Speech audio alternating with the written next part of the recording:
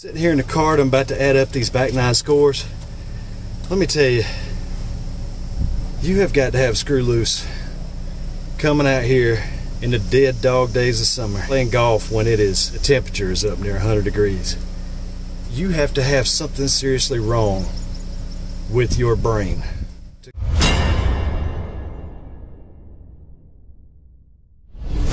Hey everybody, welcome back to Golf Test Dummy, the channel where I use my game to help your game. Today, I think this video is going to be something that I've never seen before and that I'm almost positive you've never seen before. Let's get it. This is a set of the Ping I Series irons, 4 through utility wedge, marked E1 for Edition 1. This got a 4-iron, down through pitching wedge marked W, and then a utility wedge actually, which I believe is a 50 degree. This is a great set of irons. I've seen a lot of reviews on it. I think they were made around 2015 or 2016, and this is a used set, so a guy has these on consignment. Now it has a green dot on it, which means it's 2 degrees upright. Alright, here's the deal. The last 4 months, I've been playing nothing but vintage bladed irons in an effort, as laid out in my video called Death Clubs, to see if I could use blades as a training tool to prepare me for better ball striking. Now, I've become basically what I was with cavity backs, but with blades. I actually posted my best score in a really long time, probably close to a year, just recently, about a week ago. And it sort of proved to myself that, you know, hey, you've developed the skills that you wanted to develop with these clubs, and you've proven that you can play decent or even good golf with them. So now fast forward to today. The concept is pretty simple. Let me get my card ready here. For somebody who's been playing vintage blades for the last 4 months, and then to make a switch to a cavity back modern club with lots of technology built into the head, lots of science, all that math kind of stuff, well, making that change show a marked improvement on my scorecard. Let's find out.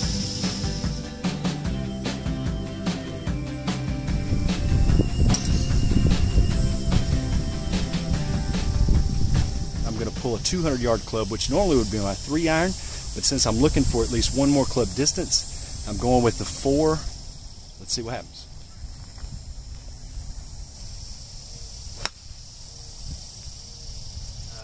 Tried to go at it and topped it pretty bad. Man, might take a little getting used to. I might add, there's no warm-up. Just picked these clubs out of the clubhouse, put them in the bag, and started playing. So there's got to be a learning curve. So we're going to get taxed right away. It's good for the irons, I guess. I've got to pull the same 4-iron out now. I've got 193 yards to the flag to hit the green in regulation because it's my 3rd shot on this par 5. This is not an easy shot.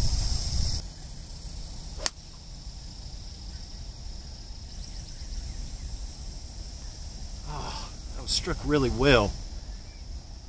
Just left it out right. That may be my aim and not necessarily the club. A good test of any club is how do they feel around the greens when you chip and pitch with them. Got a utility wedge with this set, which I believe is probably about 50 degrees. I'm going to hit a chip with this and see how it feels coming off the face.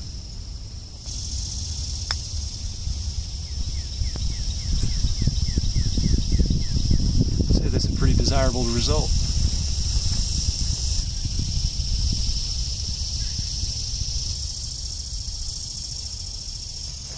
Hell, it's even nice to putt with.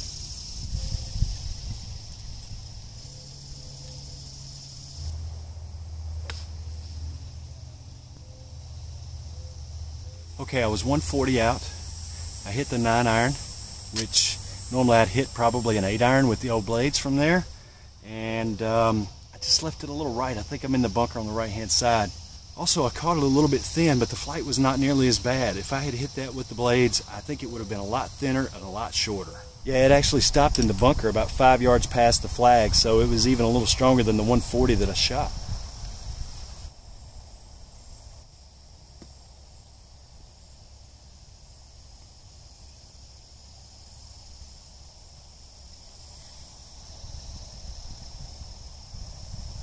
There's a sand save. That's nice because these bunkers are not really in that greatest shape. So the fact that I got up and down made par, I enjoy that.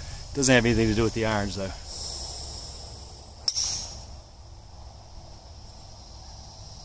Ooh, nice drive. Actually driven through the fairway here, as you can see behind me.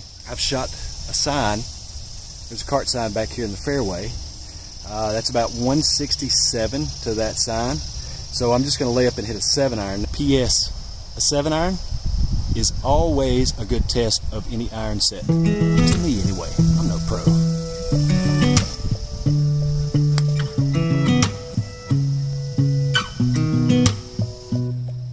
Okay, so that didn't quite go as planned. So I hit it well. Felt great. Good contact. Great flight. I think it's good distance, but I headed right for these trees. Man, I got so lucky.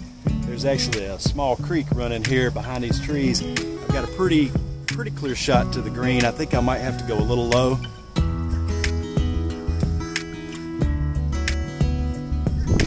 I just played this course the other day, and I posted the best score that I've posted in probably a year, I'm guessing. And I did that with bladed clubs, and not just any bladed clubs, but vintage bladed clubs. I'm talking true lofts, no assistance, one kind of metal, old shafts, just nothing in the way of assistance for the average golfer.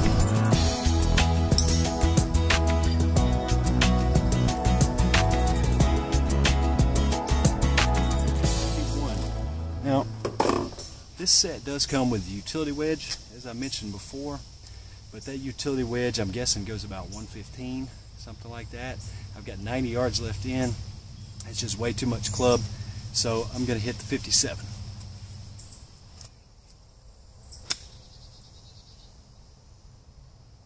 Now, this hole is 340 yards. Normally I'm hitting driver all day on this hole. However, in the spirit of trying to use these irons in a variety of ways, I'm going to hit the longest iron I have in the bag, which is the 4-iron off the tee.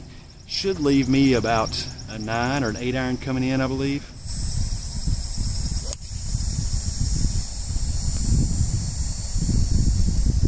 That struck really well. Again, it's a little bit right. That could be the clubs. It could be my aim. It's hard to tell without a little more practice. But I'm not really looking for direction so much right now. It struck well. The swing weight feels good, the contact feels excellent, and you know, I'm testing forgiveness also. I usually try to play to the right side of this fairway, and I thought I did just that. I must have got a kick off of some of these roots or something and come back out here in the rough, but still, it's a good shot. Let's see what I got. Wow, okay, so the hole is 340, and I've got 130 in, and I'm actually a little skewed off to the right. Now, it's hard to go through and measure just the tee yardage on the card and then see what you got left in and be pretty confident in that being what's left over as your driving distance. But in this case, it's a fairly straight hole. I think it's safe to say that was about 200 to 210 off of the tee with a 4-iron. That's really good because normally my 3-iron only gives me about 200 yards. That's a club improvement at least.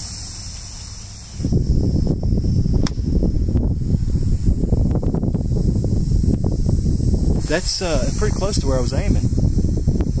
I was aiming for kind of the left middle of the green because the pin is kind of a little bit longer and behind like a sort of soft spot. That's pretty much right where I was aiming. That's pin high.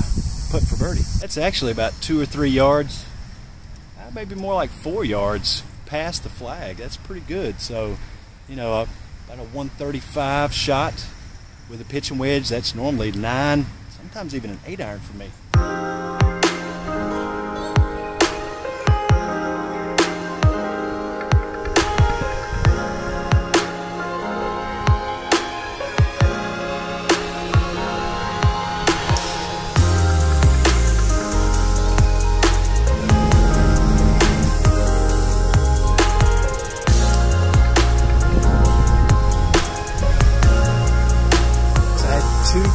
Up a hill left of this green.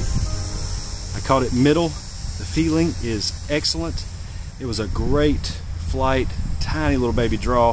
It's a little short of the green, but I didn't expect to get 210 going uphill. So anywhere close to this green within, say, 10, 15 yards. I was thrilled with that. It's a vast improvement over what I could do with my blades.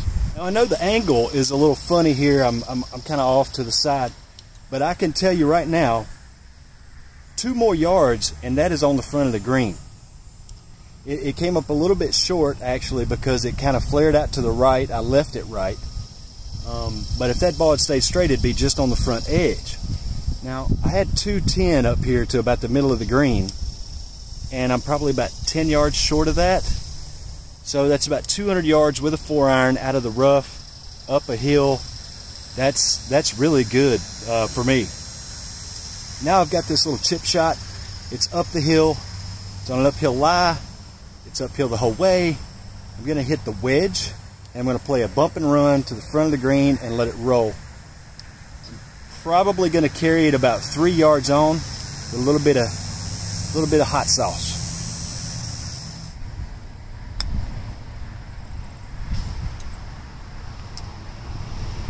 And that's great distance. It just did not break to the left like I thought it would, but it's close.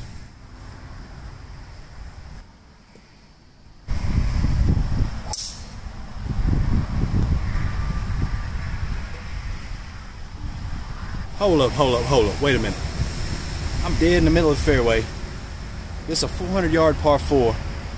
The fairways out here are not cut very tight, so you don't get nearly as much roll as you think you're going to.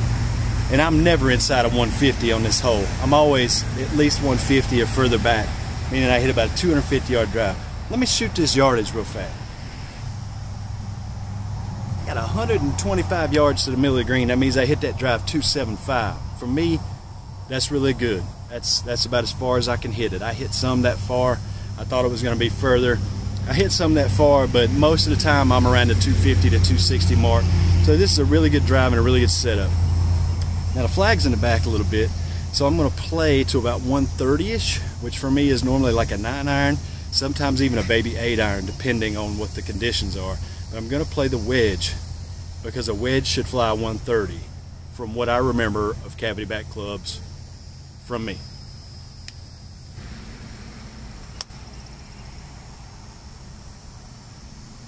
Man struck well, just left it right again. I don't know if that's me, or if it's the clubs, or if I'm just set up that way. Let me hit one more shot.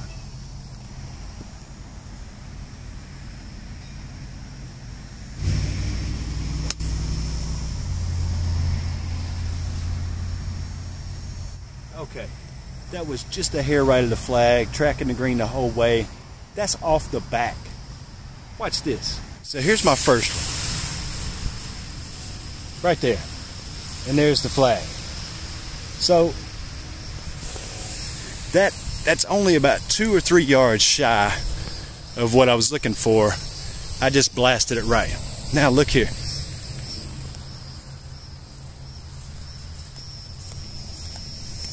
Look here, we're gonna pace it off from the flag. 1, 2, 3, 4, 5, 6.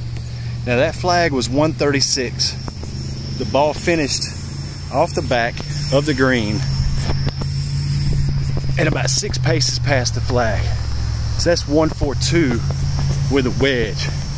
I don't hit wedges 142. You take my word for it. I don't ever hit wedges 142. I'm not going to play that ball, but I just wanted to try that. So there's a difference of maybe, it looks like maybe 12 to 15 yards between those two balls. But this one landed in this really thick grass and bounced through this really thick grass and stopped on a hill.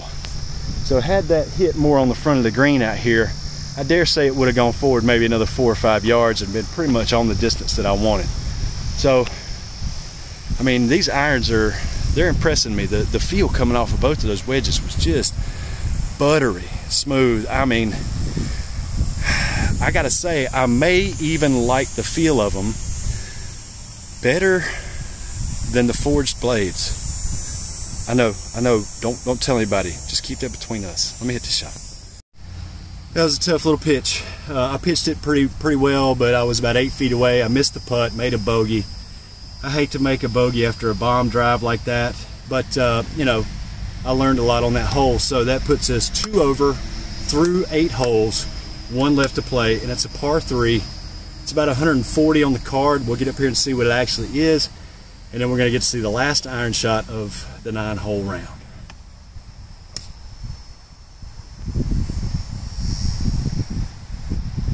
It's kind of a funky swing. I kind of quit on it. I didn't rotate through it, but it hit right in the middle of the face.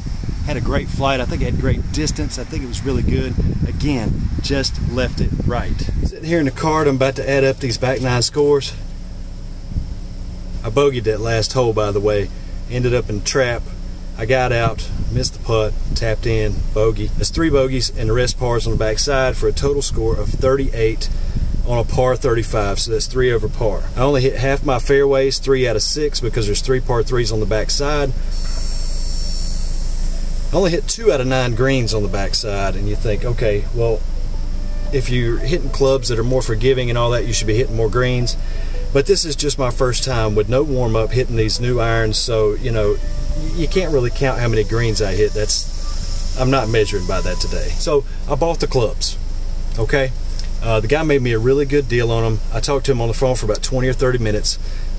Super nice guy, and he said, hey, go out and play around with them.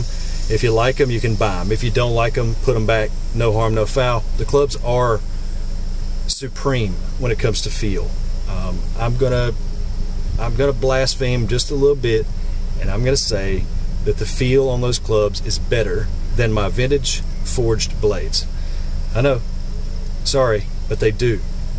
The forgiveness, yeah, definitely forgiving. If I had thinned some of those shots with my blades, no way they would have turned out nearly as good as they did. The distance I did gain probably about a club, maybe even more in some cases, and that's kind of what I expected. The loss on these clubs are more modern, they're stronger, plus they've got a lower center of gravity, plus they've got the cavities, they've got more reactive face, they've got better metals in them. So, you know, all that just adds up to be more forgiving, longer, great feel, and just an all-around terrific club. Maybe some of you guys out there are going to say, oh, you know, you're not going to play the vintage clubs anymore. No, that's not true. I'll still play the vintage clubs. However, I am not practicing enough lately. I'm not playing enough lately. I just don't have the kind of time that it takes to invest to be familiar with bladed clubs that often. That being said, I think the experiment worked. I think the experiment taught me a lot about ball striking. Guys, I lost my last little bit of video while I was out on the golf course where I was kind of saying bye, y'all, and I appreciate it. So, bye, y'all. Appreciate it. It's just a tough hole. I'm not hitting an iron off of this tee. Sorry. I hit one out of the fairway after I bombed this drive out there about 420.